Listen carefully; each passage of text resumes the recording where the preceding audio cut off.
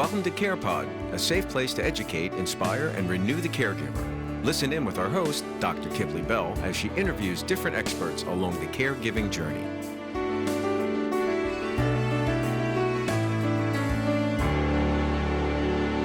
Rich Mancuso is the founder of Breathe, Stretch, Release. He is certified in Breathwork, Kundalini Yoga, Vinyasa Flow, Prana Vidya, Gong, Reiki, and Yoga Nidra. For over 25 years, Rich has been studying and practicing yoga, energy healing, pranayama breathing techniques, and meditation. Breathe, Stretch, Release is the culmination of all of these modalities into a program to help you find your favorite you. What are you looking for in your daily practice? I want to be my favorite version of myself each day, all day. Breathwork, Holotropic and Tummo Wim Hof breathwork that's working the emotional body. Stretching, Eccentric stretching combined with yoga poses, using your body's resistance force to stretch and gain flexibility in the muscles. Release, emotions and energies that don't serve you any longer. Remove tension, anxiety, and stress from the body and mind. Great for those of us who find it hard to quiet the mind and settle. Caution, this could change you. Listen in. So today is a self-care moment. Selfishly speaking, I brought a dear friend that he doesn't realize how stuck I am going to be to him. But I'm here with Rich Mancuso of Breathe, Stretch, and Release. And let me tell you, I took one class with this man and I'm hooked. So first of all, welcome to the Care Pod.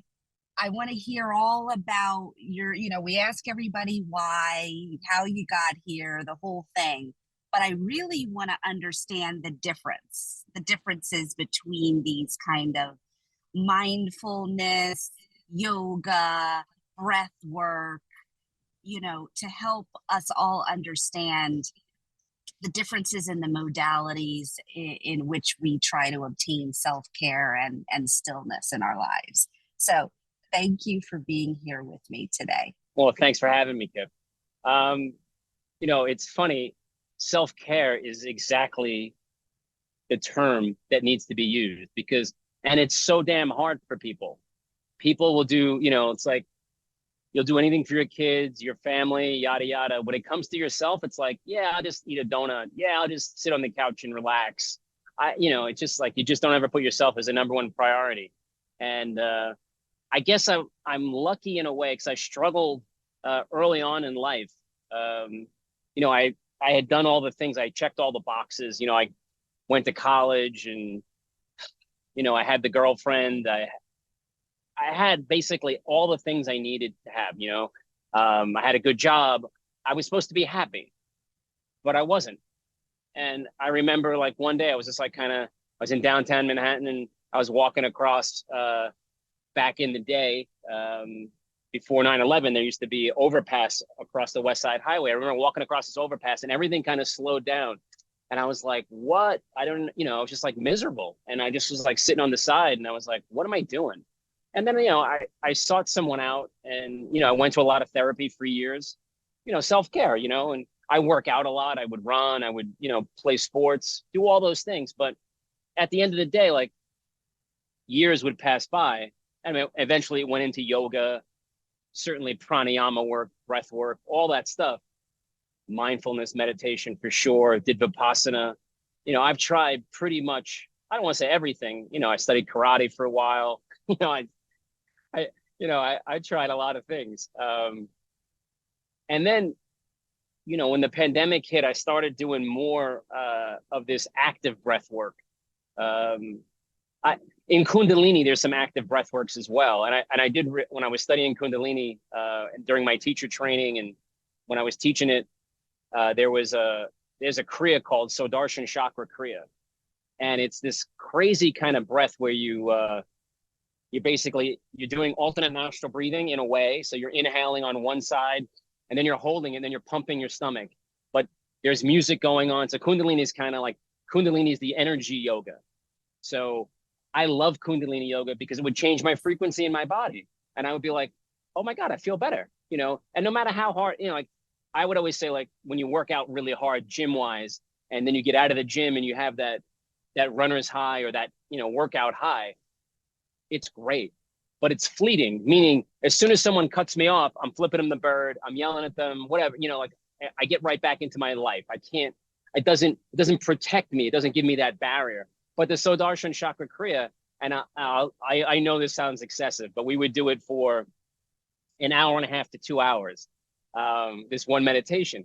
And then I'd be like buzzy all day. I mean, like really high frequency all day. Like I couldn't be touched. And I was like, wow, that was pretty powerful. And the same thing with Vipassana. Like when you do Vipassana meditation, it's a 10-day silent retreat. And, you know, by day 6 or 7, you're in that retreat. I mean, I'm hugging a tree. You know, I'm listening to the stream. Exactly. I'm like, I'm completely in a different world. But then again, you got to come back to real life. And it's like, bam, you know, here's your wife and kids, and here's your life, and here's your work, and here's your boss. And it's like, oh my God, you know, everything is kind of like, so the search was always to find something that I could do daily that would make me feel better. So I call BSR the energetic transformation. So that's what it, you know, so I am doing it daily for myself, you know, so like when you see me, if I'm teaching my 7 o'clock class or even my 6 in the morning class or 8, I've done my breath work. I'm doing anywhere from 10 minutes to 40 minutes of a class, maybe even longer. But, you know, I'm getting at least 10 minutes in before I start my day, because I know what it does for me. It puts me, you know, it just raises it so that I'm in a better place and I can help others as I'm teaching, but also I can just be the best version of myself. Like I call it finding your favorite you. You know, I want to find my favorite me, and I want, you know, I say I wake up every day and I'm not that guy. So I need to go out and find that dude and bring him back. And that's my job. That's how I start my day. I'm looking for that guy, and I get him every day. I might not get him to the full capacity of like, oh, wow, I'm a 10 today. But I'm going through most of my days at a 7 or an 8 now, where I was like hovering, you know, like without anything, I'm a 2. You know, I'm like, oh man, I'm not really sure what's going on here. I could be pretty surly. You know, I don't suffer fools well, all that jazz, you know, and take pride in it, you know, but now it's like, yeah, you know, life is okay. You know, there's challenges. There always will be challenges. That's what part of living a life is, like being a human being, right? You know, that's why are we here? Like that's a whole other discussion, but that's a good question. Why are we here? Am I here to make as much money as possible?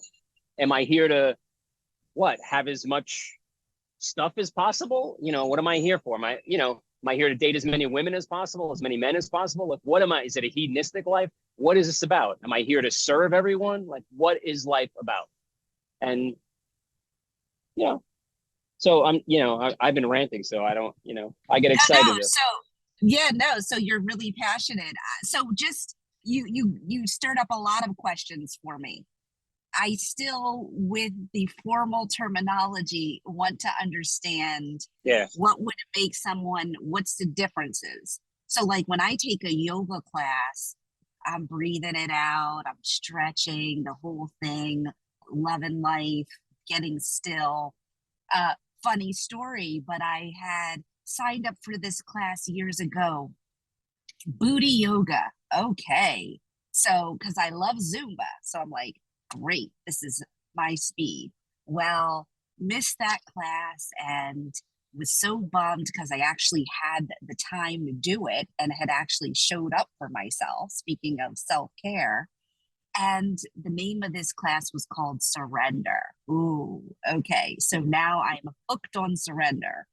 You know, let it go, be still, yada, yada. So I love, you know, that concept of being still, you know, even to go get, I've been in nail salons where they say you cannot use your cell phone. Like you cannot multitask. You have to be fully present to enjoy this service. So all of a sudden it's this trend of breath work. So really understanding for ourselves and our choices, like you're using the different terminology of what, you know, what are the options we have in this space. So I want to understand that first. Yeah. Okay. So look, in yoga or in most athletics, right? Because yoga in the West is really taught as an athletic experience, right? It's not taught as it would be taught in the East, which is the asanas are originally, or what the asanas are for, what yoga is for, is to gain flexibility in your body so you can sit quietly in meditation peacefully. Because what happens when we sit down in meditation is, oh, my knee's bothering me, there goes my shoulder, my back hurts, oh, I'm stiff, and your mind is just getting wiggy, and it's just an explosion, so there's different ways to do yoga. So if we're going to use, like you're saying, you're moving, you're feeling free, you're cooling out. It's like, yeah, well, that's good. It's nice to be peaceful. It's nice to be serene. But then to me, like I would always point out, like, so, all right, what happens after you leave? How long do you get to keep that? Because for me, it was always like, it's always a time limit. It was always like, that shit runs out. Like I want it more, so I was always looking for something more. The thing that I'm teaching I'm using circulatory hyperventilation, holotropic breathwork in combination. And circulatory hyperventilation is Tummo, is Wim Hof, it's all that stuff. So that we're doing long inhale, exhale through your mouth, holds, holding out the breath, holding in the breath. And, the thing about holotropic breathwork is that it works on the emotional body. It's an emotional clearing. So we're clearing stress, trauma, tension, anxiety. We're really engaging our emotions, something that we're all afraid of. It's like, no one's like, oh yeah, great, I want to feel that. It's like, no, man, I'm like, no, I'm going to get overwhelmed. I'm going to explode. So the first times you do the breath work, there is a bit of an explosiveness to it. It's like popping a champagne cork, and all that stuff kind of flows out. But it's the stuff that needed to come out. It didn't serve you anymore. Really, like the fact that you could start this breath work and within 15 minutes be crying or just feel all this tingling in your body. It's the answer is, well, it was there and it just needed to move. Like you're moving it, and someone will come back 1, 2, 5 times and have that experience. And then maybe by the 10th time, they might be asking me a question of like, I'm not crying. Why am I not crying anymore? And it's like, well, because you cleared out that stuff. It's like, you don't need to cry every time you come, but how are you feeling? Oh, I feel lighter. I feel good. I'm like, what? That's your answer. I'm like, that's what we're trying to do. So this kind of breath work, that what's in the zeitgeist now when everyone's talking breath work, that's what they're talking about. They're talking about emotional body, emotional release, tension, all that stuff. That's what we're talking about. Really, I don't know if it's explained that way to anyone, but that's my experience with it. And that's how I feel about it. I'm sure, others might have a different opinion about it, but that's the experience that I am trying to have, that I'm trying to give other people, because once you release that, you do feel lighter. And when we stretch, the kind of stretching that I do, this eccentric stretching that we apply to yoga poses, and that's another way to get this tension out of your body. So there's a point in time where we'll do one side of our body stretch, and then I'll ask people to stand up and tell me how you feel. And it's funny because one side feels longer, it feels alive, and the other side feels like kind of like just dormant and kind of stale. And it's like, but that's how we always are. That's the side that we didn't stretch. And I think that this stretching essentially primes your body. It does work on your meridian system, and so there's a whole traditional Chinese medicine portion of it. And when you're enacting your chi and you're moving it around, and then you hit it with the breath work, it's kind of like you're in that rocket ship and you're just going. So my technique, or BSR, when we're doing it, you might go to someone else and do breath work, and they might keep you breathing for 40 minutes to 50 minutes, maybe even 60 minutes. I find that excessive. I don't like that personally. I like the full body stretch, the strength that I get from using my body as a lever. So I'm using my body as the weight to strengthen myself, but It just so happens as I'm pulling a part of my body, I'm using my arm here as an example. As I pull this arm's getting stronger. My left arm's getting stronger as I pull my right across my chest. But at the same time, my right is getting stretched. So I'm getting a deeper stretch. So you're starting it in a contracted position and then you're opening it up, as opposed to yoga where, all right, let's get to that full expression of the pose and let's hang there and take 5 deep breaths, which is perfectly fine. I mean, I've heard people tell the story of, I went to a yoga class and I was crying. I don't know why. It's like, that's great. You release something. It's great. I'm all about release. It just never happened for me in a yoga class. So I was never in down dog and tears started rolling down my eyes, because that would have been awesome. But it just never happened for me. So I had to go something, this might be more intense, but this is an active meditation. It's someone who's got an active mind, right? When we're talking about this kind of breath work, it enacts on your active mind. So I like to say, like, after 5 or 7 minutes, that mind that's always full frontal, always going, all of a sudden's in the back seat of the car and just taking a ride, and your body's in control. And it's like, wow, that's kind of weird, but it's an awesome place because it's like, it makes you feel great. And I like what you said about, it's actually a proactive way to focus on your mental health as well. So you mentioned earlier about trying to seek that guy every day. So who's that guy? Who does Rich want to be every day? Well, it's just a lighter version of yourself. Like I used to refer to as happy pie, right? So like, there are people who have happy pie and there are people who don't. Those who have happy pie, they don't know how they got it. They just wake up every day and they're happy. And it's like, you meet some people like that. And I would meet these people. I'd be like, and I have 1,000 questions like, where'd you get this pie? How do you make it? Like, where can I get some? So like, you'd always ask these questions and they'd have no idea. And it'd be like, no, that's just their karma. So they're blessed, So a lot of times when we talk about self-care, right? Think about it like, you have people in your life and it's like, they don't do anything, right? But they're happy. It's hard to get someone to change, like, hey man, you should really work out. But it's like, they're happy. They don't need to work out in their mind. Like maybe their body needs to work out. Maybe that'll catch up to them later, but they don't need anything.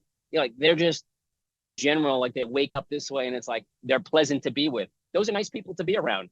And I envy those people. It's like, wow, I wish I had that. So I would like to say, I wake up in the morning, I put one foot on the floor and I'd be like looking around like, okay, that's all right. Foot down. Let's put the other foot down. Okay. All right. Let's see if we can get up. And like, so there's always like this cautious, like, yin and yang back and forth of like, where am I going? How am I feeling? Checking in. And it's like, so almost like, you get that energy booster. So that guy has that happiness, that energy that I'm looking for, because we all know, like when you're at your best, you could always think back to those days where it's like, I was feeling great yesterday. Or last week, and I was rolling and I was funny. Yeah, people you were liked on. Me.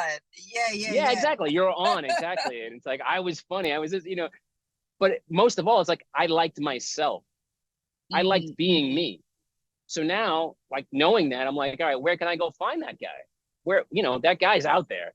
That SOB is there because he just shows up every once in a while. I had one time, a long time ago, like a perfect day. And I just remember like sitting somewhere, I was at a restaurant at the end of the day and, we're all sitting there, we're laughing, we're, having a good time. We're outside, the sun is setting. And it was just like, and I remember it was distinct in my mind. I was like, this is like the greatest day. And nothing had happened. It was like nothing, but it gave me a taste for something that I was like, why can't I have this every day? So that was my, so that really like that my journey kind of started almost at that point where it's like the recognition, the awareness of, oh, I can be that person, but how do I get there? And there was never a road, right? That's the problem with so many of these things. That's it. That's it. Interested in learning more about the Impactful Caregiving Affiliate Program? Reach out. Connect at impactfulcaregiving.com.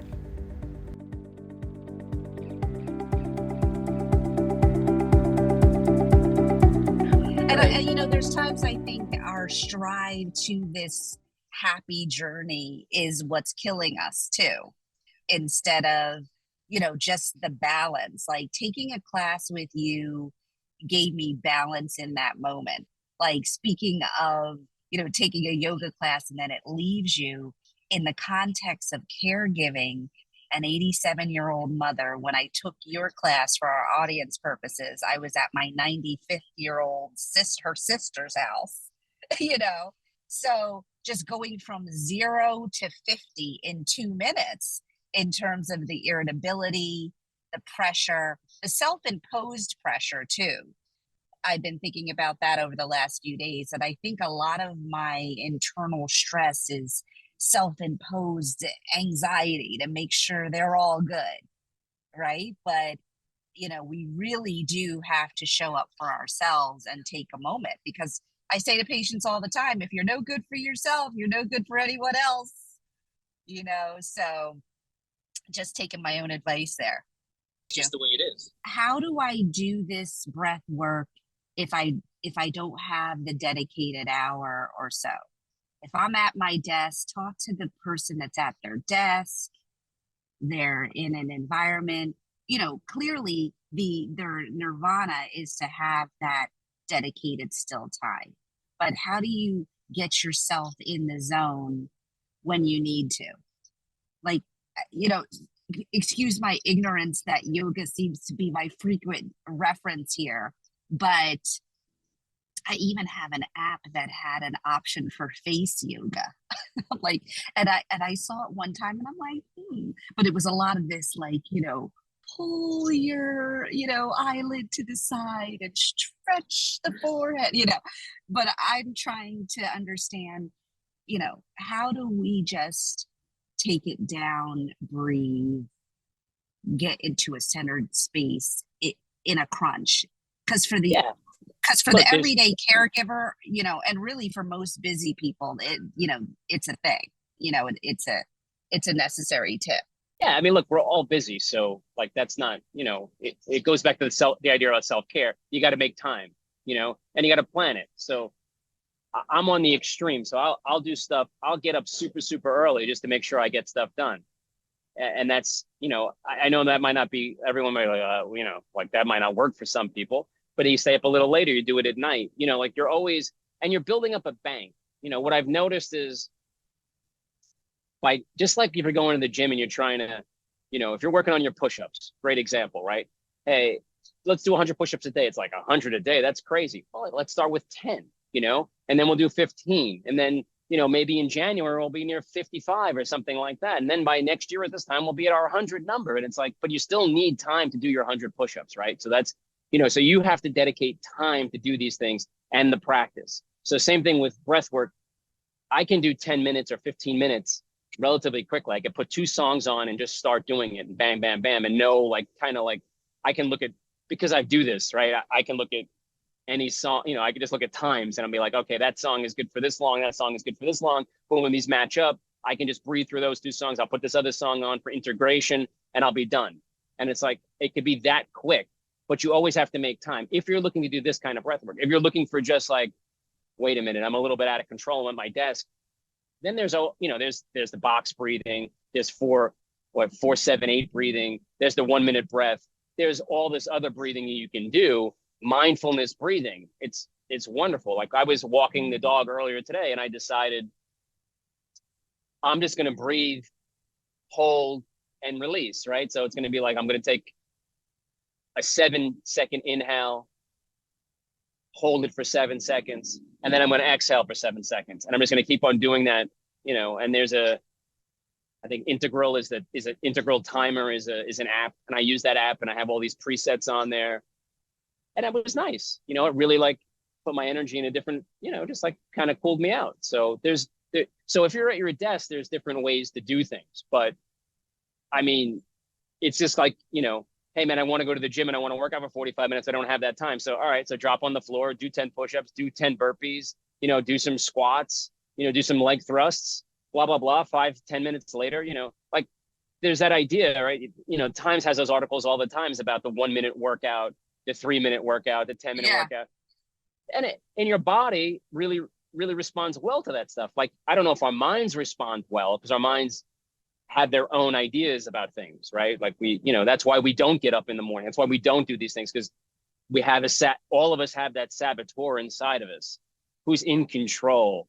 And anybody or anything that's in control, what's the one thing that they don't want to do? Give up control. So it's kind of like surrender. Right, exactly. And it's so funny you said surrender. I have a friend who just got a tattoo, and she sent me a picture, and it's in Sanskrit. It says surrender on her wrist. She was like, and she's, so I was laughing. It looked like it hurt, though. I'll say that. I don't have any tattoos just yet, but yeah. So, making time, surrender is a big word, hard word to swallow for a lot of people. I don't, I just like the breath work kind of like takes them, like your mind is so much not your friend. It's like what your mind, there's that phrase, your mind is the worst master, but a great servant, something to that effect. Right. So when your mind's your master, you're done, but bringing awareness to it, that's what breath, so this other kind of breath, when you say mindfulness, that's what you're doing. You're just trying to bring it back to the moment. So even when you're doing this face yoga stuff, it's like, what are you doing? You're just coming back to the moment, coming back to the present, right? So that's really what, doing breath work, all that stuff is kind of just recentering about present. When you're filled with anxiety, you're in the future, right? When you're filled with regret, you're in the past, So it's like all that, it's not like you're thinking about the past usually, and it's like, wow, that was great. I'm just, someone's got to remind you to like think about a great moment that you had, Now when you're thinking about the future, you're like, oh man, it's just gonna be, it's gonna be so fantastic. I'm gonna be on the beach. It's gonna be great. It's like, it's just riddled with anxiety. It's like, but when you're here and you're in that moment, and I think that's what the breath work kind of does for you. It kind of keeps you in the present for the whole, I'll say for the whole day. That's why, maybe it gives you we'll say it gives you a 24-hour run. And then you have to then you have to hit reset and do it again, and reset and do it again. And I'm okay with that. I've been doing stuff my whole life. I'm okay with, taking 30 minutes every day and saying, all right, I'm going to dedicate it to this or that. I just found that this is the most effective way to find my favorite me, and, to transition into to be high energy and to feel great, so. And I think it's a gift. It's a gift that you definitely gave me in that moment to literally, it's an accountability thing too, to say, I'm going to show up for myself, but I'm going to, honor this work in this time to just shut it all down. And it's necessary. It's necessary because as a caregiver, my caregiving never stops. It never stops, as a wife, as a mother, as a clinician, as a caregiver. So yeah, it's always like, you're always real. serving, but it just comes back to that, like when you have, like, can you set some time for yourself each day to take those moments? And, like, if you just want to say, like, some days I don't want to do breath work, I just want to walk in my garden. Great. Take your shoes off and walk on the earth and be present. Don't be looking at your phone about it. Like I said, like, try to do, one of the hardest things to do is a walking meditation, to feel the earth, to feel your breath, to feel the earth, to feel your breath, and stay in that. Those are hard meditations to do. And it never really worked well for me because of my active mind. So that's why I really gravitate towards. So I'll make the pitch to anyone who's like, if your mind is kind of like really active, and even people who maybe didn't start out that way, the way the world is with all, we have a phone, we have a computer at our grasp all the time. So it's like, oh, I had this thought, let me look that up. Oh, I had that thought, let me look, so you're always like just a dog chasing a car, right? Like, I'm just chasing all day. And then eventually you sit down at night, and what do? You go into your bedroom and you still have your phone and you're looking stuff up, and I'll read this and I'll read that. I'll answer this text. It's like, and your boss can send you stuff at night and you respond, and it just goes on. Even if they don't even ask you to respond, you're still responding because you feel obligated because you're a good worker or whatever. And you think that's what's going to make things better. It's just a 24/7 thing now. Life just keeps on coming. If you think back 150 years ago to the way, and that's not a long time in the span of, human existence, but the way that people lived 150 years ago compared to the way they live now, it's remarkably different, and even ever changing. Like, imagine what it's going to be for our children. I can't imagine. I often joke that our nursing homes are going to need a whole revamp. I mean, I'm going to want my tapas and sushi and showers 3 times a day. Sorry. Like you can't bathe me every other day, And your cold, So, cold plunge, right? You want the cold plunge? Please. All good I stuff. mean, the whole paradigm is going to change. Yeah. Look, it's always changing, right? But I do feel like you can only go so fast. And right now it seems like the speed with which things are going is pretty ramped up. I'd almost feel like maybe with AI, if it's used to the benefit of, to benefit people, maybe there's a way to slow it down, because really that's where you really want to be. You want to be a little bit slower. It's hard though. It's hard to slow it down. I will say, like, I am slower today than I was. And I don't mean it in like I'm slow. I mean it in a way of like, I'm slower and I'm calmer and I'm more relaxed. You're intentional. You're intentional. Exactly. Thanks. Yeah, intentional. And that's the thing about what the practice does for you, in that it just grounds you a little bit on a daily basis. So look, life will always happen. It's just part of being a human being. There's going to be ups, there's going to be downs. Someone's going to pass away, someone's going to be born, someone's going to lose a job, someone's going to get sick. All that stuff happens. That's how you react to it. That's your business. That's your journey. That's what that's what we're trying to really focus on. So it's like, okay, so now I can, because that's where your power is. That's where you are, right? If I'm just reacting to every thought I have and everything, I'm all, it's like, I'm just everywhere. Like I'm nowhere. But if I take a second and I could say, well, he just cut me off, or, my mom is sick, or, like, how do I feel about that? Let me see what comes up in my body. Oh, okay. You know what? I'm not going to call her right this second. I'm going to give it a beat. I'm going to call her a little bit later, because I know that's, that conversation. I'm not ready for that conversation right now. Or that guy cut me off, and, I'm not going to beat my horn. I'm just going to let them go. And, that's okay. And I see how that feels. And it's like, well, he dissed me. He disrespected me. Like, people get all caught up in that stuff. It's like, do yourself a favor, respect yourself. Don't worry about, what they think, because like, right. That's the great one now. Everyone's like, well, what someone else thinks about me is none of my business. And it's like, yeah, that makes sense, because you can be affected by all that. And it's like, you know what? How do I think about myself? Well, now, if I think poorly of myself, if I don't love myself, well, that's something we need to dig into, right? Because that's really, really important. Because once you start loving yourself, man, you can love everybody. You can be the best version of yourself at that point. But you need to click into self-love. It's like, wow, now I'm cooking with gas, right? It's not like I'm just rubbing 2 stones together hoping something sparks. It's like, wait a minute, now I got it. So now you can shape and be intentional about who that guy is or who that woman is. Absolutely. So tell us, how do we, put it all out there? How do we sign up? Tell us about your classes, your website, your offerings, so people can connect with you. Yeah, so that's great. So bsrnow.com is my site, and it's bsrnow.com. Yeah. Okay. That's my site.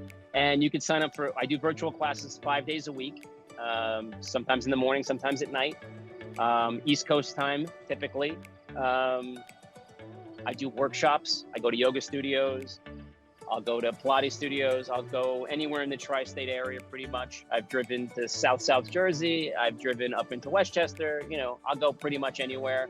I drove out to Pod Spa and Wellness out in Long Island maybe last month. So I'm up for meeting anyone and doing stuff. Do some corporate events. I do them virtually sometimes. I do them in person. And I work one-on-one with people, So that's, cool. Yeah. So like we try to do, cool. The work when we do one-on-one stuff is much more intentional. Like, you show up and you're like, hey man, this is what's going on. I want to work on surrender. And it's like, okay. And then we work on surrender. And then, we could see how we can move the needle. I mean, it's funny. Someone's like, this is like a year of therapy in one sitting, like, I don't mean to knock the therapist, but I was like, yeah, it does feel that way. I feel much clearer, and then even when I do, and I still speak to a therapist here and there. And when I do speak to them, when they tell me something, now I have tools and I can take that stuff away, and I'm like, oh, I can work on that. Because she pointed out, she's like, oh, you got a little OCD in you. And I was like, what? me OCD? Like, what are you talking? Like, it totally blew my mind. And then like we hung up, and I was like, I felt really bad, you know? And I was like, I was kind of pissed too. And I was like, man, she just blew me up. But then the next day I sat down in my breath work, and I really, again, like before I start my breath work, I'm intentional about it. So I went into, okay, what is that? You know, where did that start from? Because I didn't come into the world caring so much if someone emptied the dishwasher or didn't empty the dishwasher or put the stuff in the sink or what, you know, like I wasn't that crazed about it. So it obviously developed, and there was a reason why it developed. And then I kind of like chased that down there, and I got to the root of it. And I was really happy about it. I was like, wow, okay. And I felt the clearing of it, you know, and I can go to, when we do some inner child work, we do a lot of visualization stuff to release that. And I was like, wow. And yeah, so it was like a nice clearing. So I do work with therapists to help them help their clients to say like, okay, and if, like, you know, because you can work in tandem with someone. It's not like a one shop does everything. It's like, well, that's why we make it intentional. What's your, you know, what do you want to work on? Okay, great. And then let's work on that. Beautiful. You know? Beautiful. Yeah. Well, there's definitely the niche for the caregiver stress, let me tell you. So I'll be hitting you up for a caregiver unplug event. That would be great. I mean, I have to say, like, you guys have had a rough go over these last bit of time. So it's stressed out. A lot of people retired. I get it. I have a friend who's a nurse, and you know, it's hard. It's hard stuff going on. So I really appreciate all you guys do. It's wonderful. I mean, to be so selfless, to give to people, to care for other people all the time. It's amazing. I'm not, you know, I didn't come into the world built that way. So I can really appreciate it. Is that fair to say? Well, you know what? You have a great sense of humor. I have to tell you, you really do. Thanks. Well, thank you so much for being on the Care Pod with us. We are an international podcast, so we have listeners from France. Sometimes I check the feed. We're in Australia, so it's kind of cool. Then we're just South Jersey, you know, in the house. So thank you so much. And if you're in New York City anytime, come and see me, you know. Absolutely. And I'll be connecting with you regarding some in-person events too as well. All right. Well, I look forward to it. Thanks, Kip. Thanks again. Thank you. Great information right from the source. For more information on how to caregive like a boss, check out impactfulcaregiving.com. Want to be a guest on the show? Contact us at CarePod at impactfulcaregiving.com.